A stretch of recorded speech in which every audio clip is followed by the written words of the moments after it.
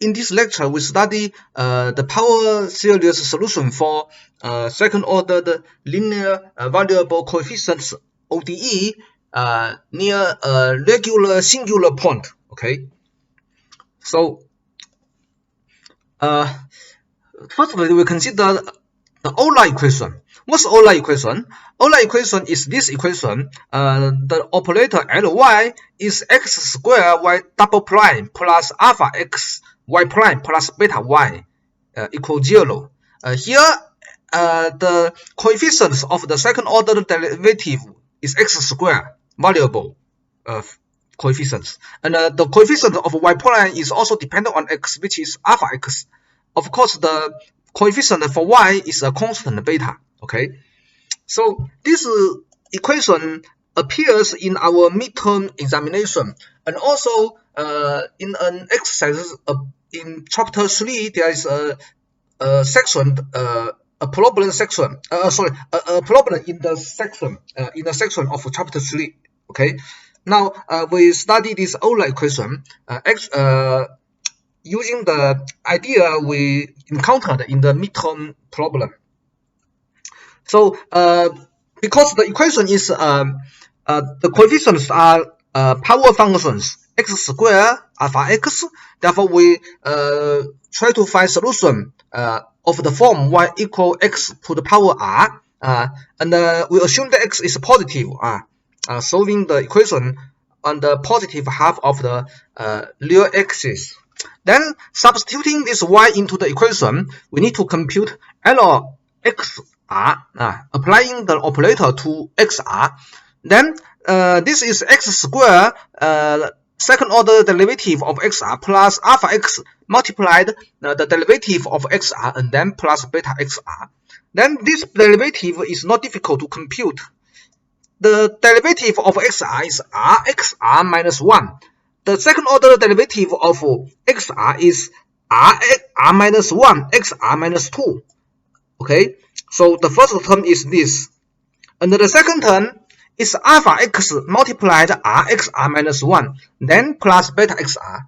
So this can be simplified. Every term has an xr. We can move the xr out, and the remaining term become quadratic polynomial of r, which we denote by capital Fr.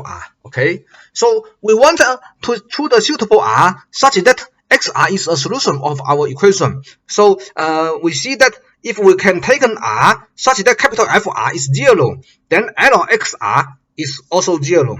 But capital Fr is a quadratic polynomial. It has two roots, r1 and r2. Okay, so we choose r so that capital Fr is 0. Then this is a solution. Okay, this is the idea to solve this Euler equation. And but the quadratic polynomial Fr has real coefficients, but the root might be distinct real roots, or equal real roots, or complex roots. So we need to distinguish these three cases about the situation of the roots of capital Fr. Then the first case is that capital Fr has two distinct roots. Suppose r minus is the smaller one. Okay, then because r minus and r plus is not the same, we can get two solutions, y plus and y minus, which is x to the power of xr plus and r minus. And for these two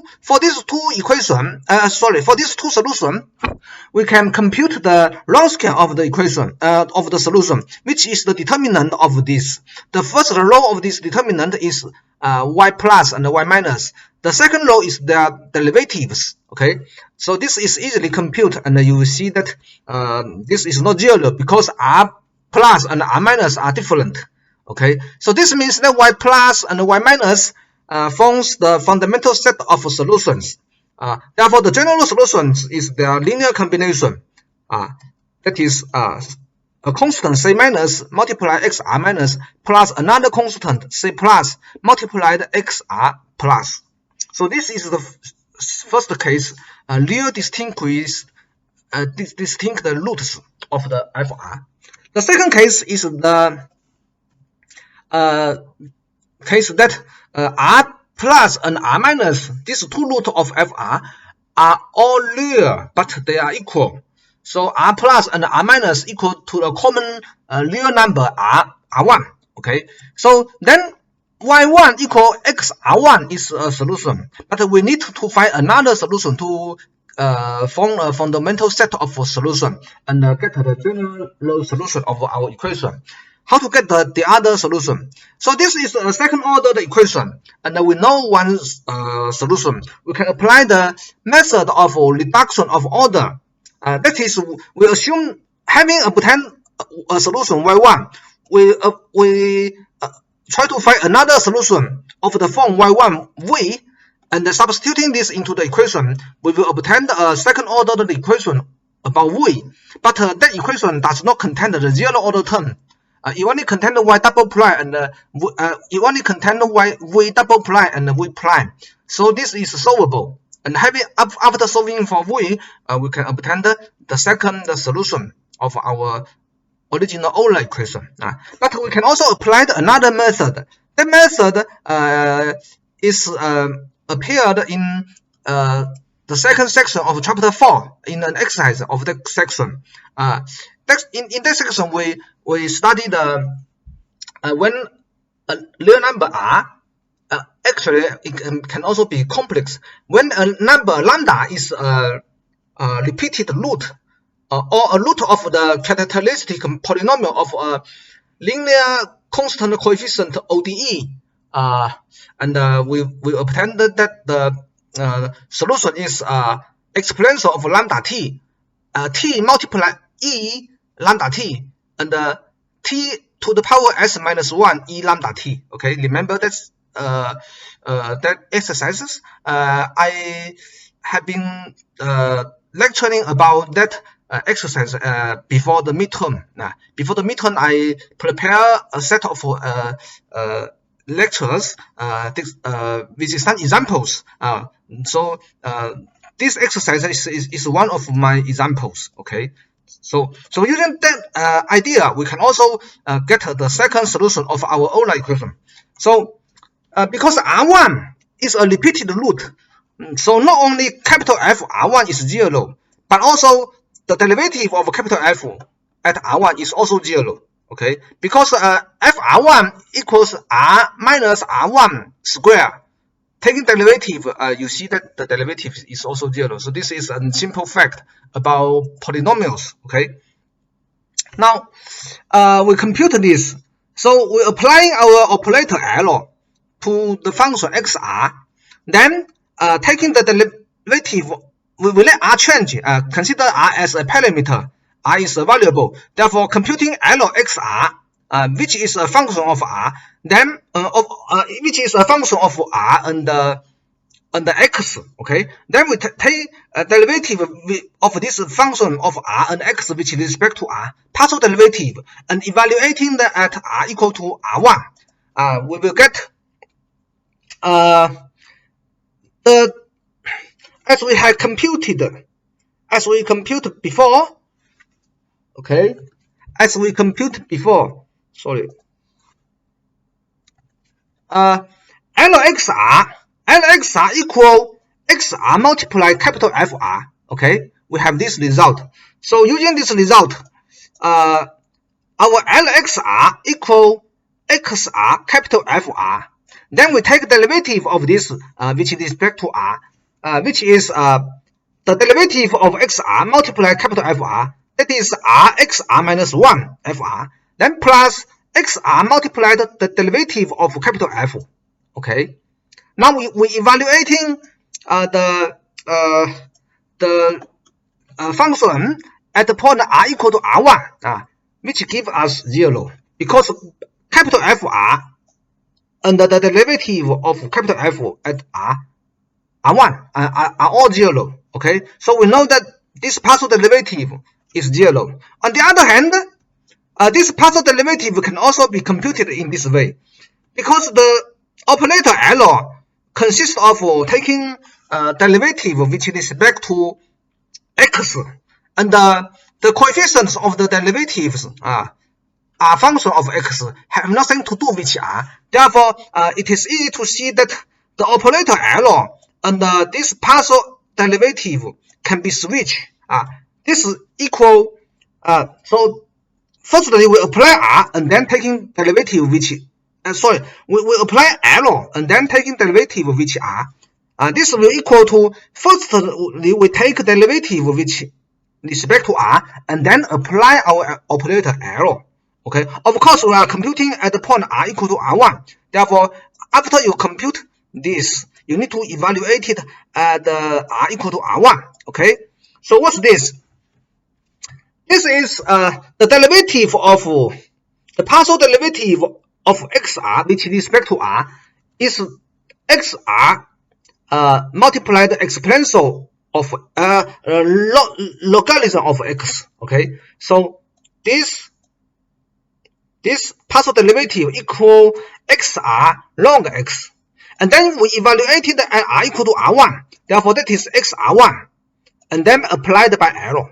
Okay, so these two computations tell us that this function xr1 multiplied logarithm of x, this is a new function of x. Applying L to this function, we get 0. This means this function is a solution of our Euler equation.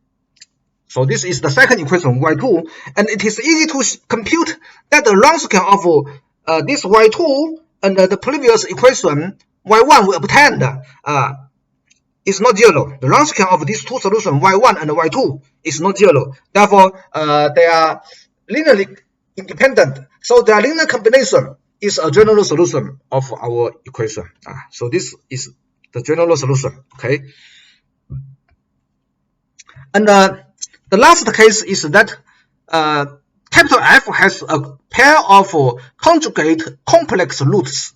That is, R is lambda plus or minus I mu. Here, lambda and mu are real numbers. Okay, I square is minus 1. Okay, then for complex number R, we don't know what xr is, but we can write xr in this way: exponential of r log x.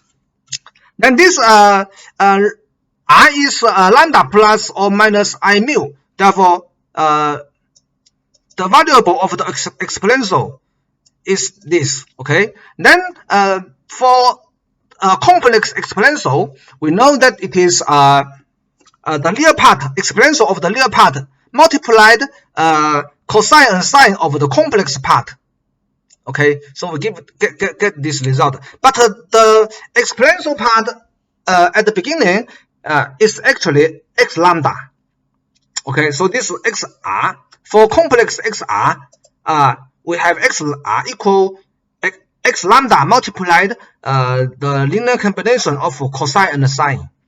Okay, which is the variable mu log x. Okay, so if r is a root of capital F, and for this function xr, our usual rule of differentiation still true. Is still true. For example, the derivative of xr is r multiplied xr minus 1. This is true for x positive and r real numbers. But we just defined xr for r complex. So using the definition of xr, and you can check that this equality is still true.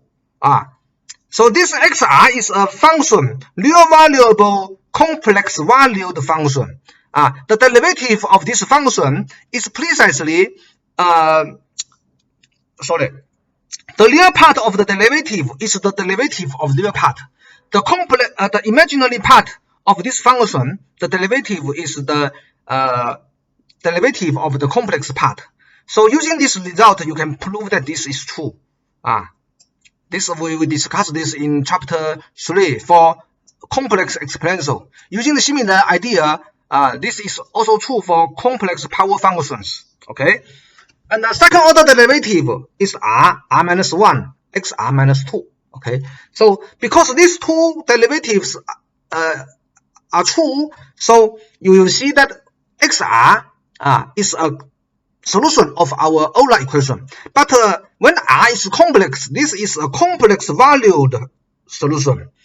This complex valued solution has real part XR cosine mu log X, imaginary part X lambda sine mu log X. Okay, so because our Euler equation has real coefficients, for a real coefficients equation, if you have a complex valued solution, the imaginary part and the real part of the complex valued solution are all solution of the original equation. I will repeat this again. Suppose Y is a complex valued solution for the linear equation which real complex which real coefficients. The coefficient can be dependent on X. The coefficient need not be constant. Then the real part and the imaginary part of the solution are still solutions. Therefore, the real part of Y, which is X lambda cosine mu log X, and the imaginary part is X lambda sine mu log X. This Y1 and Y2 are all solutions of our Euler equation, and they are all real valued solutions. And you can by direct computation, you will see that the Wronskian of these two solutions is not zero. Therefore, they form a fundamental set of solutions, and their linear combination is the general solution of our Euler equation.